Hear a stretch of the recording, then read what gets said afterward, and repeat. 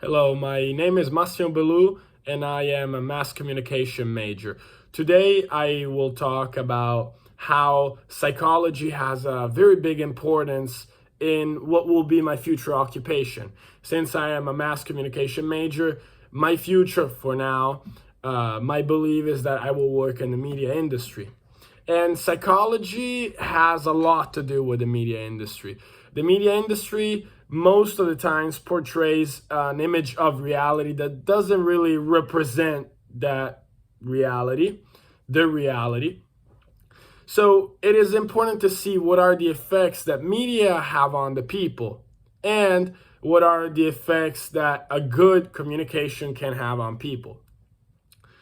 Starting from the study made by Harris and Richard Jackson on the island Fiji, examining the food disorders that appeared before and after the arrival of television. So before the arrival of television, the food disorders were about 3% around the teenagers. After the arrival of television, the food disorders increased to 15% after 3 years, and after other 3 years, they increased to arriving to the 25%. The experiment highlights how television portrays a very unrealistic image of people. Obviously, they'll show the most beautiful people, people who spend their life in the gym, people who spend thousands of dollars on beauty products and look amazing. Well, this has a very strong effect on people who might develop insecurity and stress. Now, as we have seen, people fight these kind of feelings in different ways. They can develop disorder or people fight them, and in that case, they might win that battle and not be affected by those things that they see. But obviously, everybody are different, so everybody are affected differently. This said, many people are affected from what they see. Other studies have shown that television portrays many narcissistic people. And this is interesting because narcissistic people tend to be very fascinating. The problem is that studies have shown that viewing narcissistic people on television constantly can cause higher level of narcissistic people in the audience. I want to highlight these studies because it is important to see how much we can be affected from what we see. Other studies have shown that we tend to believe what the media portrays to be truth, which means that when the media portrays an ethnical group or a country in a certain way, we tend to see that country in that way, in that specific way. So we're very controlled by what we see. In our opinions, in our views of the world, of things that we have never experienced, are totally based on the media. Now that I've looked at the effect that communication can have on people, I want to look at the psychological effect of communication. How do we communicate? Well, we have two sides of our brain. A left side that is considered to be the rational side and a right side, which is the emotional side.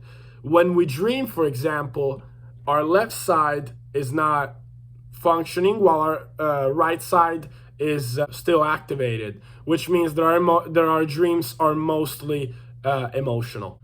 This said, we communicate in two ways, verbally and non-verbally. Verbally with the left side, non-verbally with the right side. When we communicate with the left side, we are communicating rationally with words like I'm doing right now. When we're communicating emotionally, we're communicating with our body. So every second of our life, all the people around us comprehended too, are communicating. I am communicating right now not only with my words, but also in the way I am looking at the camera, in the way I'm moving my hands, in the way I keep my eyes in this position, in the way I just smiled right now. So it could be 1 million things that determine the fact that we are always communicating.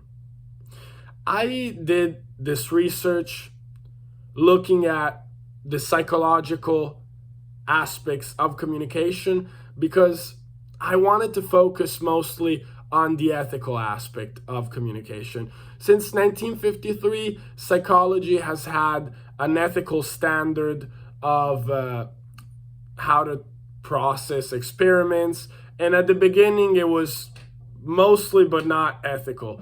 It became ethical in the years. An example of this could be the Zimbardo prison experiment that was done around 1974, I believe.